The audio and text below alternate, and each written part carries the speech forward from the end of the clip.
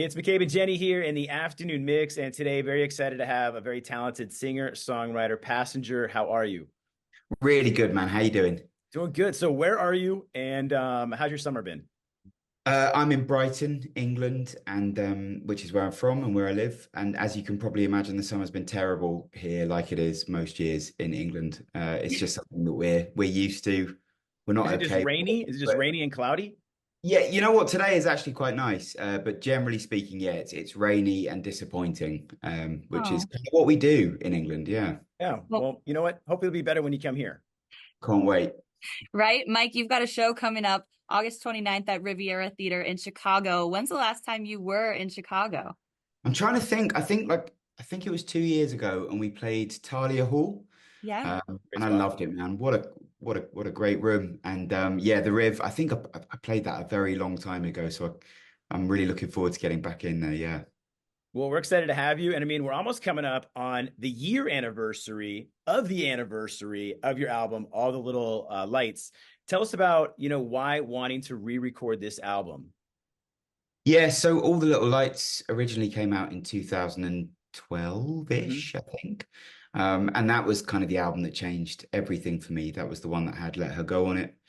Um, and up until that point, I was a busker. I was a street musician, so I traveled the world for 5 years playing on street corners and playing in pubs.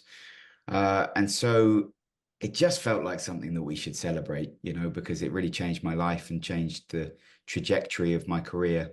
So I have a lot to say thank you to that album for. And when you decided to re-record Let Her Go, how did it come about that you would decide Ed Sheeran was going to be featured? He's been pestering me to collaborate for many years. I did him a favor, he tapped into my fan base. Yeah. So, good on Did he him. slide into your DMs? He did, yeah. I mean, he's been sliding into my DMs for years. No, I mean we've been mates for years and years, and he was actually really instrumental in Let Her Go becoming the hit that it did. Um, I was his opening act for about a year leading up to that song becoming big. And I think it really just, it changed the game for me playing in front of thousands of people a night and the momentum started to build and then Let Her Go just kind of took off. So yeah, Ed was such a champion of that song and of my music in general. He's been such a brilliant friend ever since. So it just felt like the right thing to do. Obviously, having Ed Sheeran on a song is never a bad thing, commercially speaking either. But more than that, it was just a really nice kind of full circle moment for both of us.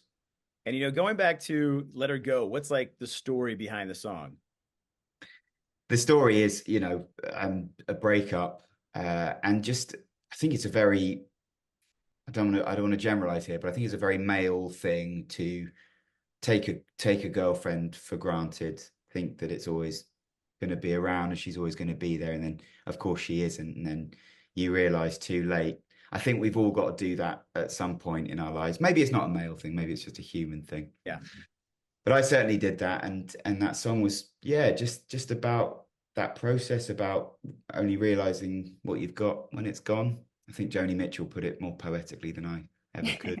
But, so yeah, it was about that. But I think the beauty of that song and the reason it's done so well is I think, the listener takes that song and they interject their experiences and their emotions and their characters into it. And I think that's quite often the key to a good song, really.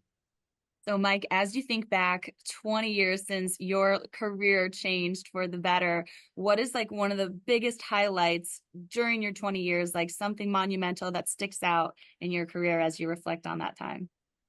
It's a really good question. I don't know. I mean, I've been lucky enough to play some brilliant gigs in some amazing venues. I think I did support Ed at Wembley Stadium, and I think any English singer-songwriter or musician growing up, I mean, that's just the holy grail really for us. So that's the thing that kind of springs to mind.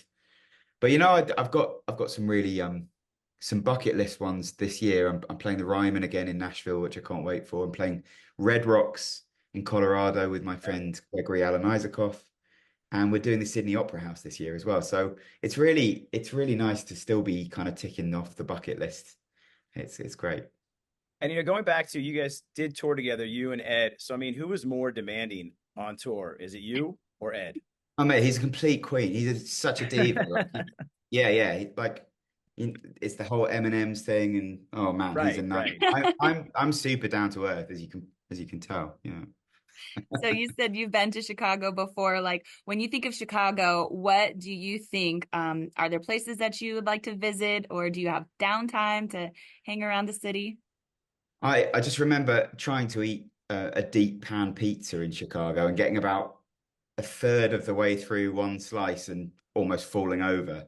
It's Yeah. so delicious, but just I don't know how people can manage it. It's just it's a lot. Lovely though.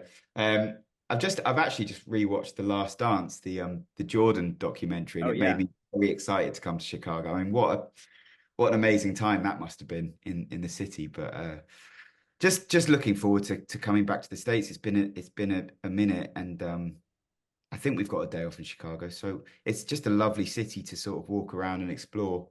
But if you guys have any hot tips, then please do I tell mean, me. definitely the architecture tour. You got to do that. Mhm. You hop on one of Okay, the boats and it takes you through the city. It shows you all awesome, the architecture. So that's definitely on the list. Yeah, that's awesome. my And favorite. a hot dog. Since you've already had the pizza, now you got to have the hot dog. All right, sign me up. I'm Now, in. now you are going to be here August 29th, Riviera Theatre. What can we expect this time around on your tour? It's just me and a guitar, which is still a surprise to a lot of people. I think Passenger is very misleading as a name. It sounds like there's going to be more of me, but there isn't. It's Just one. just me. Just you on stage the whole time? No band, no nothing?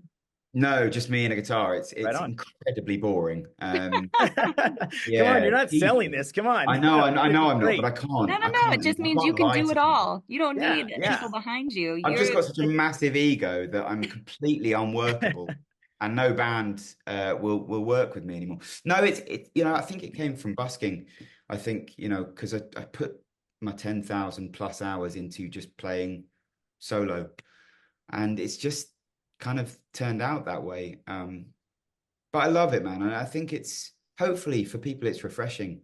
I think nowadays you go to gigs and it's pretty full on most of the time. It's both like in an audio sense, but visually as well. And actually, a passenger gig is just really simple. It's really simple. It's just songs and stories, some terrible jokes, and a lot of kind of like sad songs that are going to make you reflect on all the mistakes you've made. Well, we're really looking forward to it. So I know you have a lot of touring coming up, but is there any new work, like new music that you're also putting together? Always, yeah. I never really stopped writing. So yes, you can definitely expect some new music next year. Um, I think the funny thing is, I've made 15 albums, and most people think I've just written one song, which is a bit of a sad thing. But I feel like my quest is to go around the world just convincing people that there is more to Passenger than Let Her Go. So if your listeners are interested in finding out what there is more to Passenger, then they should come to the Riv on the 29th. And with 15 albums, and I know this is kind of a hard question, but is there one song that it's your favorite to play? Besides Let Her Go. Yeah. Besides that one, jokes aside, I mean, I still love playing that song. It's a pretty amazing feeling wherever you are in the world to start that song and the whole place goes nuts. I'll never get bored of that. That's incredible. But I think aside from that, it's usually the newer songs that are exciting, just because they're kind of fresher and still you still kind of have the remnants of writing them and the emotion that brought. So yeah, I'll be playing a couple of new songs on the tour, which I'm really excited about. Well, I'll make sure to wear my waterproof mascara, bring extra tissues. So, Mike of Absolutely. Passenger, thank you so much for taking the time to talk with us here at 101.9 The Mix. You guys are so kind. Thank you for your time. Thank you. We'll see you in August. It is August. See you in There 20 you go. days. See you. My bad. That's awkward. I'll see you later on in August. There we go. Yeah. See you later on.